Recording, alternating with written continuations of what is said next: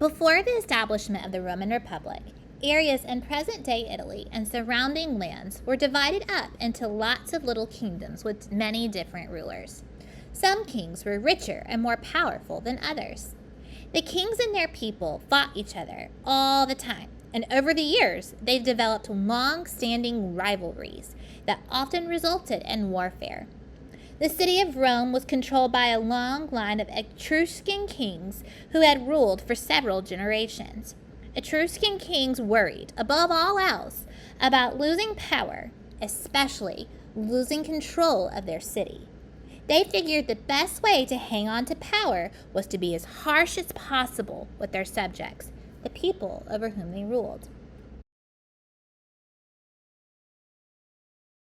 Around 500 BC, the people living in Rome decided they had had enough. They overthrew their Etruscan king and created a new form of government. Rome's new form of government was now called a republic. In some very important ways, this new government was based on a form of government that the ancient Greeks practiced at that time, democracy. Instead of having a king make all the laws and tell everyone else what to do, the Romans decided that the citizens, the people, should be able to elect those who would work together to make decisions and form laws to guide how their society was ruled. In this new form of government, the people had more of a voice in how their society would be ruled as a republic. Here's how the new form of government worked. Instead of a king, there was a group of people called the Senate. Members of the Senate were called senators. There were 300 senators in the Roman Senate, all of whom were men. Senators held their position for as long as they lived. The people elected two consuls, two people whose job it was to make the final decisions on whether a new law should be passed or whether, for instance, they go to war. They had the power to command the army and were advised by the Senate. The consuls were powerful people in the Roman Republic, but they did not have the power to write new laws on their own. Senators debated over what kinds of laws were needed in Rome. When senators came to an agreement, they would advise the consuls on their decisions. If one consul made a decision that the other consul did not approve of, he could say veto, which is in Latin for I forbid. Even though the consuls had attributes of being very important and powerful, the two consuls had to work together to create a process of checks and balances, or a way to balance out each other's decisions. These ideas of the veto and the checks and balances are two practices from ancient Rome that are part of the American government and other governments around the world today. Not all citizens in Rome were treated equally. In fact, some people living in Rome were not citizens at all. People of Rome were divided into groups, each with a different right and privilege under the law. The smallest and the most powerful group was called the patricians. Patricians were Rome's elite, a small group of wealthy, powerful people who owned large homes in the city, vineyards in the country, and villas on the coast. The patricians were citizens of Rome, meaning they had the right to vote, and they had certain protections and privileges under the law.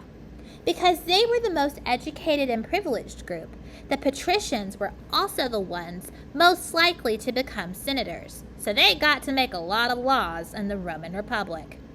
As you might guess, the people in this painting are wealthy Roman patricians. In contrast to ancient Greek culture, women in ancient Rome were considered citizens, and wealthy women were a part of the elite patrician group, although they could not vote or serve as a senator or consul. Another group of Roman citizens were called the plebeians.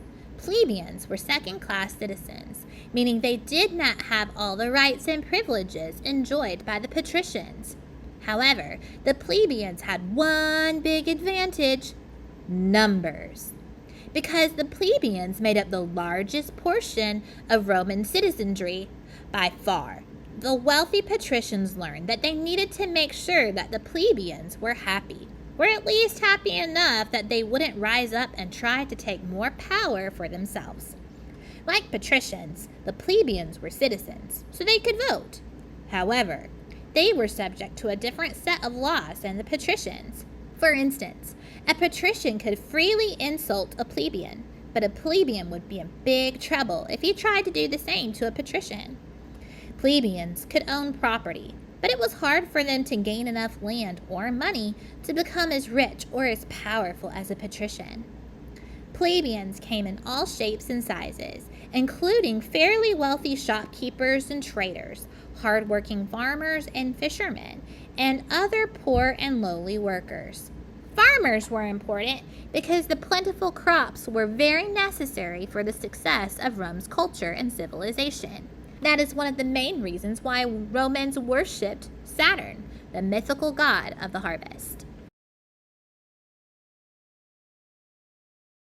When farmers are successful and have a great harvest, they have more food than they really need to just feed their family. This is called a surplus.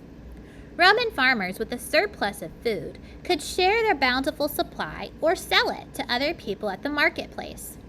Those people, in turn, didn't have to work as hard to feed themselves.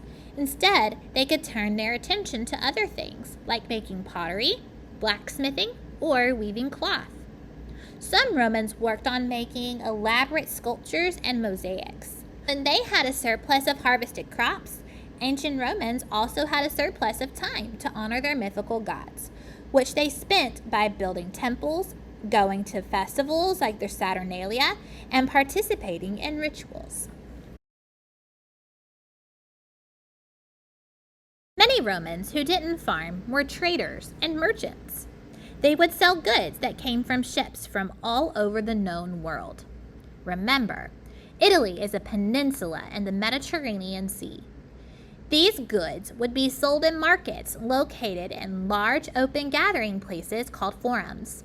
In these forums, people could shop, listen to debates, and worship in temples. The biggest forum was in the heart of Rome and was therefore called the Roman Forum, or just the Forum. The Senate had important meetings in the Forum, where the senators and consuls met to debate and discuss issues. The Forum was a very important place in Roman society, serving as a gathering place for culture, economy, politics, religion, and much more. The ruins of the Forum today attract many tourists each year. Another group of people who lived in Rome were the slaves. Enslaved people were not considered citizens of Rome, so they could not vote. Slaves belonged to their owners, so they did not have the freedom to do as they pleased. Enslaved people could not choose where to live or work. They had no choice in what job they got to do, and they were not allowed to quit the jobs their owners gave them. Roman slaves did have some rights. For instance, Roman slaves were allowed to receive as much education as they needed to be better at whatever job they had. After some time, if enslaved people worked very hard for their owner, they could earn their chance of freedom. Once slaves were given their freedom, their children were then considered full Roman citizens. You may be wondering where these enslaved people came from. As Rome expanded into new territories, the Romans fought wars with the people already living in those areas. It was common for the people on the losing side of the war to become slaves for the people on the winning side when the war was over. Enslaved people were considered the property of their owners. They had to obey their owners and do difficult work for no pay. They were also not allowed to insult or attack a Roman citizen, or there would be consequences. Enslaved people were considered the lowliest people in Roman society, at the other end of the spectrum from the elite class. Whether patrician, plebeian, or slave, man, woman, or child, all of the people of ancient Rome contributed to their own ways to the many components of this ancient civilization.